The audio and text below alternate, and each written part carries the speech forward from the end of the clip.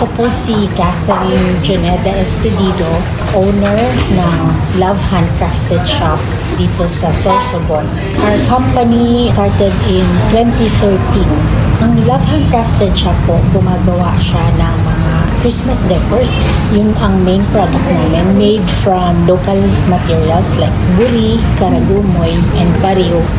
And yun ang mga focus, although we do make bags also.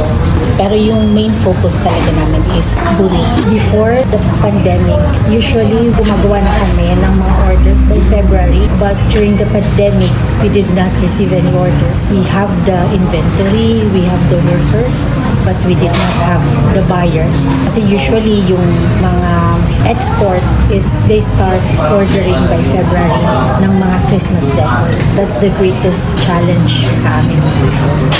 Yung Fab Lab Bicol actually sa DTI invited us when it first opened, even in Legazpi. So yun yung Fab Lab Bicol, di ba? And there's a Fab Lab here. So in Fab Lab Bicol, I think the first time we were invited along with other Japanese, yung Musashi no State University. We went there and that's when I saw the facilities of the Fab Lab, tsaka sila Sir June, and also in coordination of course with DTI. Ang pinaka-service na na-avail ko would be laser cut.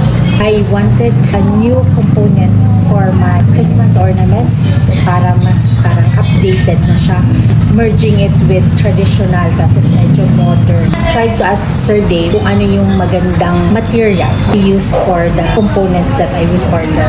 Bali yung laser cutting pala, I ask help when it comes to packaging design. Connect to Create, which I partnered with Sir Dave. Yung pinaka-expectation ko, the design that I have in my mind will be put into production. Makikita ko na talaga ko. And also, they were able to suggest the material na pwede, hindi pwede. Even the component na pwede kong ilagay, kung pwede ba yun isa laser cutting. So, yun. Sir Dave did suggest about the house na knockdown para mas madali siyang i-package. In terms of expectations, yung design, siya na mismo yung gumawa. I just told him, gusto ko may gitara, gusto ko may ano. So, siya na yung gumawa. So, yun. Una siguro yung pag-evolve ng product ko. Kasi dati talagang traditional quilling technique lang yung ginagamit ko. Nung medyo, kumbaga sa nag-level up siya. Because definitely, I cannot make a knockdown.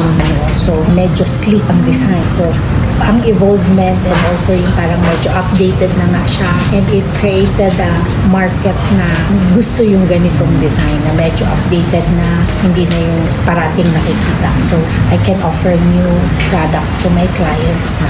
You can do limitless designs with Fab Lab and to avail of those services. Tapos, kikita mo yung pag-update, kumbaga nasa taon na, nasa millennial lang na nakakasabay na siya sa trends, hindi na yung super dati pa, dated, kumbaga. So, to avail of that, dapat talagang gawin namin. The different machines that you can find in Fab Lab can be incorporated with the traditional techniques that we have here. Parang yun, makasabay kami sa trend and also have a more cost-effective way and more efficient way of doing our crafts. Importante talaga na gamitin namin yung Fab Lab.